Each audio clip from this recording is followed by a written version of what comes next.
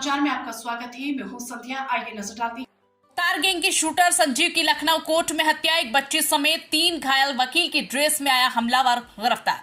लखनऊ के केसरबाग स्थित कोर्ट में बुधवार दोपहर पेशी पर आए बदमाश संजीव माहेश्वरी और जीवा की गोली मारकर हत्या कर दी गई। हमलावर वकील की ड्रेस में आया था। उसने दोपहर 3:50 पर कोर्ट के अंदर 9 mm की पिस्टल से 5 से 6 राउंड फायरिंग की। हमले में जीवा की मौके पर ही मौत हो गई, जबकि एक बच्ची और 2 पुलिसकर्मियों को गोली लगी है। मौके से भाग रहे हमलावर को वकीलों ने पकड़ लिया, उसकी पिटाई की। पुलिस ने किसी तरह उसे वकीलों से छुड़ाया।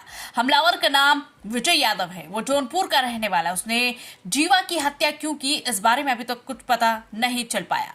कोर्ट छावनी में तब्दील हो गया है। वारदात के बाद वकील आक्रोशित हो गए, पुलिस से धक्का मुक्की की। कई पुलिसकर्मियों को गेट से बाहर निकालकर गेट बंद कर दिया गया। वहीं सीएम योगी आदित्यनाथ ने घटना की जांच के लिए एसआईटी बनाई है। एडीजी टेक्निकल मोहित अग्रवाल, नीलाब्जा चौधरी और अयोध्या आईजी प्रवीण कुमार को जांच की जिम्मेदारी दी है। तीनों अधिकारियों को 7 दिन में जांच पूरी कर रिपोर्ट देनी है। प्रत्यक्षदर्शियों के मुताबिक पूरी वारदात 3:50 से 3:55 के बीच है। संजीव जीवा को पुलिस कस्टडी में लेकर SC/ST कोर्ट पहुंची थी। तभी वहां पहले से मौजूद हमलावर ने जीवा को टारगेट करते हुए फायरिंग शुरू कर दी। इससे वहां पर भगदड़ मच गई। जीवा कोर्ट में जमीन पर गिर गया। पूरी वारदात 5 मिनट में ही हो गई।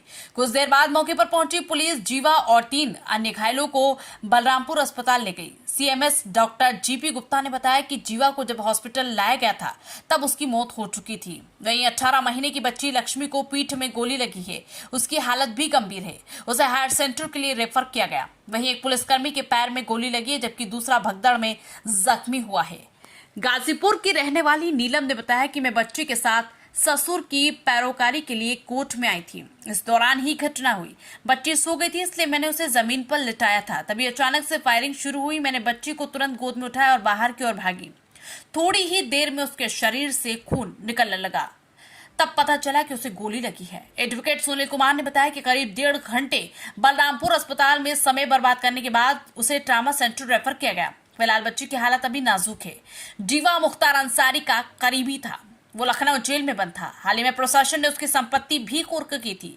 जीवा मुजफ्फरनगर का रहने वाला था। शुरुआती दिनों में वो एक दवा खाने में कंपाउंडर की नौकरी करता था। बाद में उसी दवाखाने के मालिक को ही अगवा कर लिया था। इस घटना के बाद जीवा ने 90 के दशक में कोलकाता के एक कारोबारी की बेटी का भी अपहरण किया और फिरौती में 2 करोड़ रुपए की मांग की। इसके बाद जीवा हरिद्वार की नासिम गैंग से जुड़ा, फिर सत्येंद्र बरनाला के साथ भी जुड़ा। वो खुद अपना भी एक गैंग बनाना चाहता था। जीवा का नाम 10 फरवरी 1997 को ही भाजपा के कद्दावर नेता ब्रह्मदत्त द्विवेदी की हत्या में सामने आया था।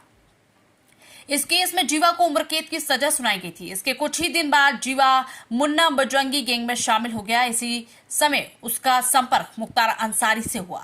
कहते हैं कि मुख्तार को अत्याधुनिक हथियारों का शौक था, तो जीवा के पास हथियारों को जुटाने का तिकड़मी नेटवर्क भी था। इसी कारण उसे अंसारी का सपोर्ट था। इसके बाद जीवा का नाम कृष्णानंद राय हत्याकांड में भी आया। हालांकि कुछ सालों बाद मुख्तार और जीवा को साल 2005 में हुए कृष्णानंद राय हत्याकांड में कोर्ट ने बरी कर दिया। पुलिस रिकॉर्ड के अनुसार जीवा पर 22 से ज्यादा मुकदमे दर्ज हुए हैं। इनमें से 17 मामलों में वो बरी भी हो चुका था, जबकि उसकी गैंग में 35 से ज्यादा सदस्य हैं। जीवा जेल से ही गैंग ऑपरेट करता था। उस पर 2017 में कारोबारी अमित दीक्षित और गोल्डी हत्याकांड में शामिल होने का भी आरोप लगा।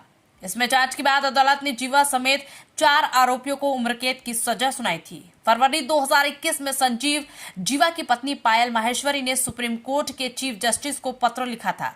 उसने पति संजीव की हत्या की आशंका जताई थी। पायल ने कहा था कि संजीव माहेश्वरी लखनऊ जेल में बंद है। संजीव की हत्या के लिए लगातार षड्यंत्र किए जा रहा है। जेल के अंदर या न्यायालय में पेशी के दौरान हत्या हो सकती है। 30 जनवरी 2021 को एक बड़े अधिकारी ने जेल में पहुंचकर संजीव को पेशी के दौरान हत्या कराने की धमकी भी दी थी।